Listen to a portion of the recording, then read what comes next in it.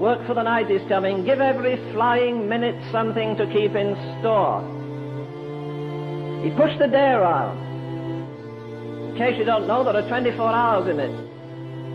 They're divided into 3/8 normally. You work 8, you sleep 8. What do you do with the other 8? On the same basis, you live 60 years, you work 20, you sleep 20, and what do you do with the other 20? All earthly things with earth will fade away. But prayer grasps eternity. Therefore pray. Always pray. I've said this often and it's got me into trouble, but I'm still going to say it anyhow. I'm quite sure of this, that no man, I don't care how large his church, don't care how many books he's written, how far he's traveled, I do not believe that any man or woman is greater than their prayer life.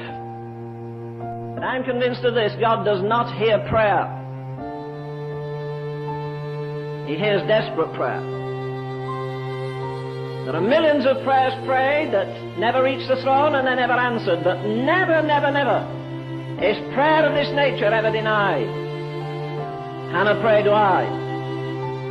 Because she got tired of all the trinkets. She got tired of eating and drinking and being happy and sharing the most time with her husband, getting the nicest clothes, all the other things. There came a place where she said, listen, I can't put up with this. You find the same thing in the 30th chapter of Genesis, where Rachel comes down one day and says to her husband, listen, Jacob, give me children or I die. Do you remember that passionate phrase in the middle of the 11th chapter of Numbers? And remember, it's dangerous to pray. In that chapter, the people began to reproach God and say, well, we've had nothing like we had in Egypt. We don't get meals like that. We don't get onions like we used to get, meat like we used to get, nothing like that. And God says, all right. You've asked for it. Well, you're going to get it. He says, not for 2 days, not for 10 days, not for 2 weeks, a whole month. And we say sometimes, you know, we had it till it was running out of our ears. Do you know, God says, I'll give you it till it runs out of your nostrils.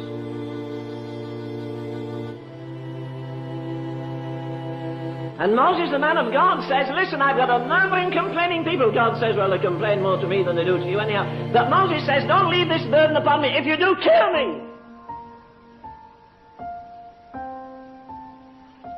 That's pretty desperate praying, isn't it? Because if you're going to be a preacher or a missionary, if you're not known in hell, well, I don't think you're worth much anyhow. Some demons one day pounced on a preacher. Matter of fact, they beat a few preachers up. And you remember finally one of them turned round and said, listen, Jesus we know and Paul we know. I think that's the greatest thing I envy about the Apostle Paul. Not that he raised the dead. Not that he cast demons out. Everybody's casting. You go to some meetings, you have a headache, you got a demon.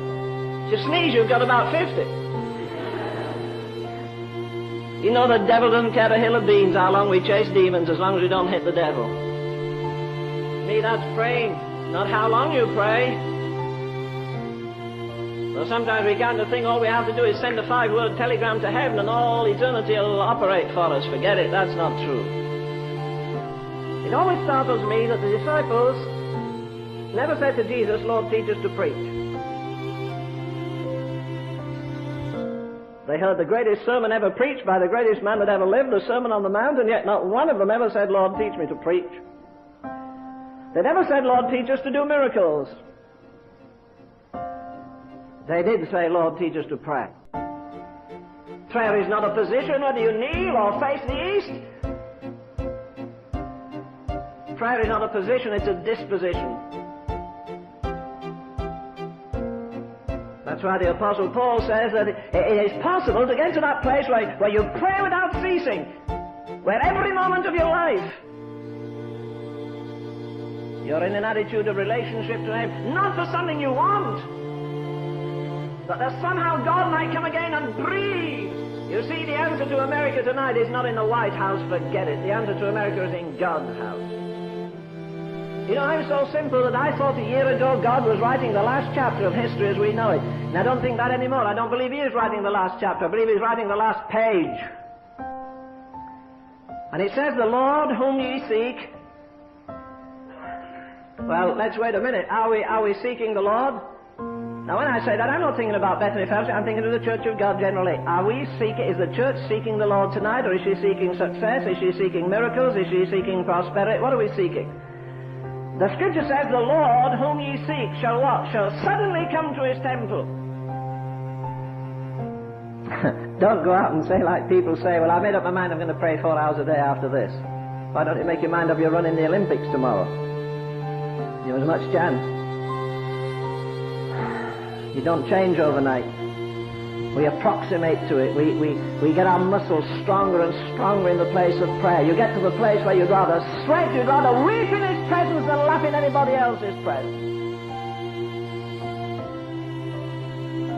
You'd rather God whisper a secret into your heart that breaks you.